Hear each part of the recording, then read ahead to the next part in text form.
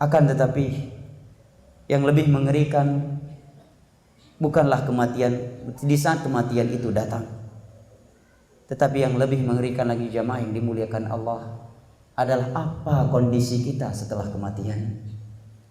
Karena setelah kematian kita langsung masuk ke dalam alam pembalasan jamaah. Alam pembalasan dengan nikmat atau pembalasan dengan azab. Tidak ada kemungkinan yang ketiga. Tidak ada lagi manfaat untuk penyesalan di masa itu, dan tidak ada lagi kesempatan untuk bertaubat lagi, beramal. Terlebih lagi yang namanya kematian seperti yang kita sebutkan di atas tadi, selalu menghantui dan tidak dapat diprediksi. Jamaah yang dimuliakan Allah Jalla wa'ala, perjalanan kita di saat mati itu sangat mengerikan, dan setelah kematian itu jauh lebih mengerikan.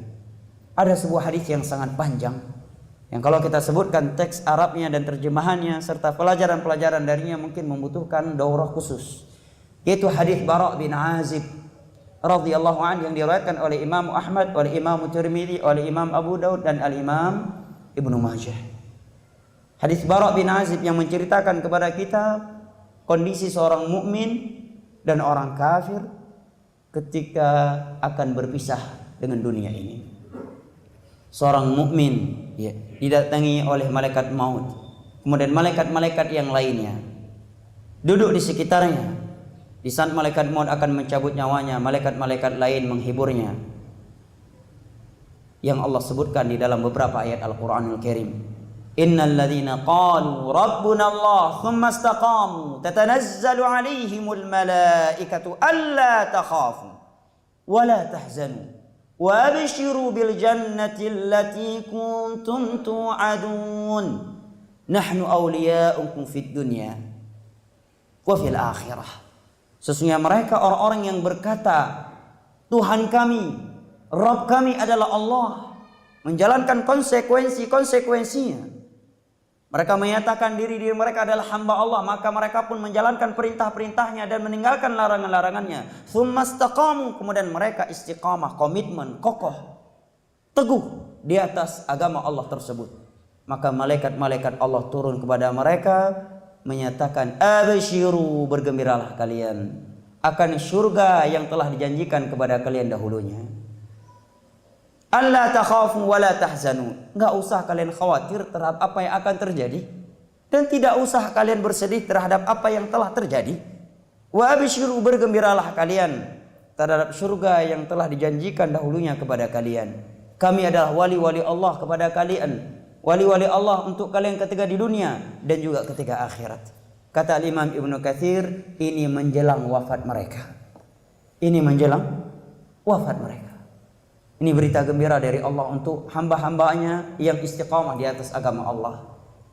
Makanya kalau kita melihat orang-orang yang meninggal dan sebelumnya dia adalah orang yang taat kepada Allah, berada di atas akidah Al-Quran, di akidahnya mereka para sahabat Nabi SAW, tenang hatinya, dia nggak khawatir, tidak sedih, karena dia dihibur oleh malaikat-malaikat Allah. Anak-anak yang akan dia tinggalkan, Allah yang akan menjaminnya, Allah yang akan menjaganya, Allah yang akan memberikan rezeki kepada mereka. Subhanallah. Maka malaikat pun membawa kain kafan selembut kain sutra, mencabut nyawanya selembut dengan cara yang sangat lembut, dengan cara yang sangat lembut. Kemudian diberikan wewangian. Setelah itu dia dibawa ke langit. Ketika dibawa ke langit, malaikat-malaikat penjaga langit bertanya, ruh siapa ini? Begitu harum semerbanya dia. Maka dia pun disebutkan dengan namanya yang dia diberikan dengan nama tersebut ketika di dunia. Setelah itu Allah Subhanahu wa taala menyatakan kepada malaikat-malaikat yang membawa ruh dia tersebut, kembalikan hambaku tersebut, ruh hambaku tersebut ke jasadnya, kemudian ditetapkan dia tempatnya di dalam surga di Illiyin. Wa afrishulah, bentangkan kuburannya, maka datanglah nikmat-nikmat bau harum dari surga ke dalam kuburannya. Setiap hari dia berkata, ya Rabb aqimis, ya Allah tegakkan hari kiamat. Dia ingin segera masuk ke dalam surga yang selama ini dia rasakan baunya, yang mengalir ke dalam kuburannya, nikmat-nikmat atau wangian yang ada di dalam surga. Saking bahagianya dia, saking nyamannya dia, dan saking cintanya dia kepada Allah. Setiap harinya dia berdoa, ya Allah segerakan hari kiamat, ya Allah segerakan hari kiamat, agar dia bisa masuk langsung ke dalam surga tersebut. Tetapi sebaliknya jamaah yang dimuliakan Allah, kata Nabi SAW, hamba yang kafir, dalam riwayat yang lain fajir itu banyak berbuat dosa. Ketika menjelang wafatnya dari dunia, maka malaikat Allah Subhanahu wa taala turun setelah turunnya malaikat maut yang membawa kain-kain kafan yang sangat kasar. Dengan wajah-wajah malaikat yang sangat mengerikan. Ruh dia ditarik dari jasadnya, Nabi ibaratkan seperti ditariknya besi yang bergigi dari karung yang terbuat dari kulit yang lagi basah. Sungguh sangat sulit untuk ditarik. Seperti itulah ruhnya orang kafir dan fajir ketika ditarik oleh malaikat maut. Begitu sulitnya. Namun di sini para ulama menerangkan, bukan berarti kalau ada orang yang meninggal dalam keadaan susah berarti udah pasti dia su'ul khatimah. Karena Nabi kita ketika meninggal dalam keadaan genting, sampai-sampai Fatimah berkata, "Wa karba abata," betapa gentingnya kondisi engkau wahai sang ayah, wahai ayahanda. Maka Nabi menyatakan, tidak ada kegentingan terhadap ayahmu setelah ini. Maka kata Imam Ibnu Qayyim, apabila seorang mukmin di saat matinya sulit, maka itu kesulitan terakhir dia di dunia sebelum dia mendapatkan kemudahan di alam barzakh. Tetapi apabila seorang mukmin ketika nyawanya dicabut dengan mudah, maka itu kemudahan yang pertama Allah berikan kepadanya sebelum kemudahan yang ada di dalam alam barzakh. Maka ruhnya pun ditarik. Waktu sudah habis ya? Ruhnya pun ditarik dengan sangat keras dan sangat kasar. Kemudian dibawa ke langit, tidak diterima oleh Allah Subhanahu wa taala. Pintu-pintu langit ditutup dan tidak dibuka untuk dia. Hatta yalijal jamalu fi sammil khiyal. Pintu langit akan dibuka untuk ruh ini kalau seekor onta itu bisa masuk ke dalam lubang jarum, sesuatu yang mustahil. Maka dia bukan dikembalikan ke dalam jasadnya, tetapi dilemparkan oleh malaikat maut yang membawa dia ke langit. Dari langit Allah lemparkan dia ke dalam jasadnya kembali. Kalau ruh seorang mukmin yang taat tadi dikembalikan lagi oleh malaikat maut. Adapun dia dilemparkan dari langit sampai ke bumi. Itulah yang Allah menyatakan dalam Al-Qur'anul Karim, innahu may yusyrik billah faka'annama kharra minas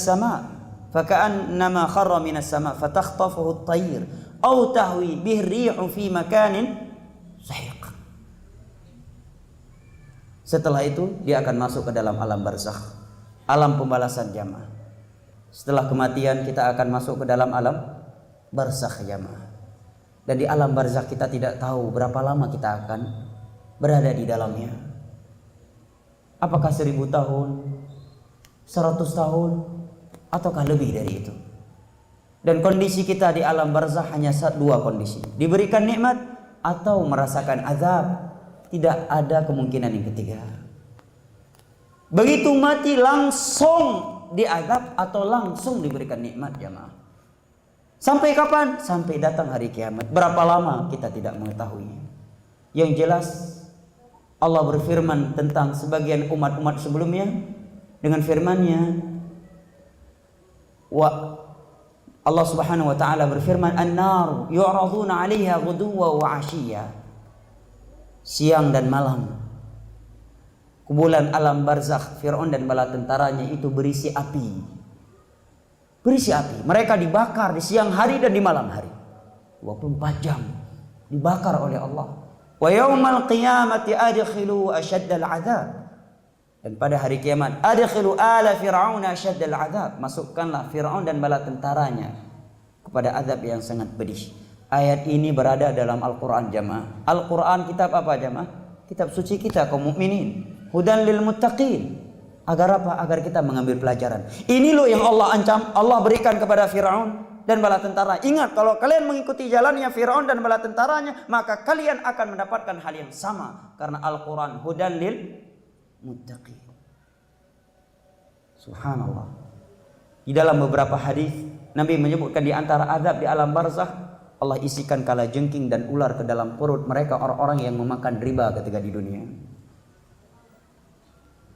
Orang-orang yang tidak berpuasa dengan sengaja di dunia, berbuka sebelum waktunya, mereka digantung dengan kepala ke bawah, kemudian kaki mereka ditusuk dengan besi dan mulut mereka dirobek oleh Allah Subhanahu wa taala. Di antara azab yang ada di alam barzakh, malaikat memukul seorang hamba dengan palu yang Allah berikan kepadanya sehingga hancur seluruh tulang menulangnya, kemudian dikembalikan lagi, kemudian dipukul lagi. Azab yang sangat mengerikan. Oleh karena itu, Utsman bin Affan radhiyallahu anhu ketika ziarah kuburan beliau menangis luar biasa. Hatta tabulla lihyatu, sampai-sampai jenggot beliau itu basah karena tangisan. Maka ada yang berkata kepada beliau, "Wahai Utsman, kami tidak melihat engkau menangis seperti ini ketika disebutkan tentang surga dan neraka. Kenapa ketika engkau berada di depan kuburan engkau menangis seperti ini? Yang engkau tidak menangis seperti ini ketika disebutkan tentang surga dan neraka kepadamu?" Apa yang beliau jawab jamaah dimuliakan Allah? Beliau menyatakan, "Laqad sami'tu Rasulullah sallallahu alaihi wasallam yaqul, inna hadhil qubur awwalu manazilil akhirah, fa inna jaminha fama ba'du aisaru min." Sesungguhnya alam barzah ini, alam kubur ini adalah jenjang pertama dari jenjang akhirat. Kalau di sini dia sudah sukses, sudah bahagia, maka setelah alam kubur pasti akan lebih mudah lagi. Kalau sudah di kuburan dia diadab, maka na'udzubillah min dzalik. Hadis riwayat Imam Muslim rahimallahu taala. Sekali lagi jamaah, alam kuburan, alam barzakh adalah alam yang sangat mengerikan bagi orang-orang yang celaka, tetapi dia sebaliknya menjadi raudhatun min riyadhil jannah, taman dari taman-taman surga bagi orang-orang yang bertakwa kepada Allah Jalla wa Ala. Dan kita di dalamnya hanya dengan dua kondisi, diberikan nikmat atau merasakan azab. Tidak ada lagi kesempatan beramal, tidak ada lagi kesempatan bertobat. Sekalipun kita menangis mengeluarkan air mata darah, kita tidak akan dikembalikan lagi kepada Allah.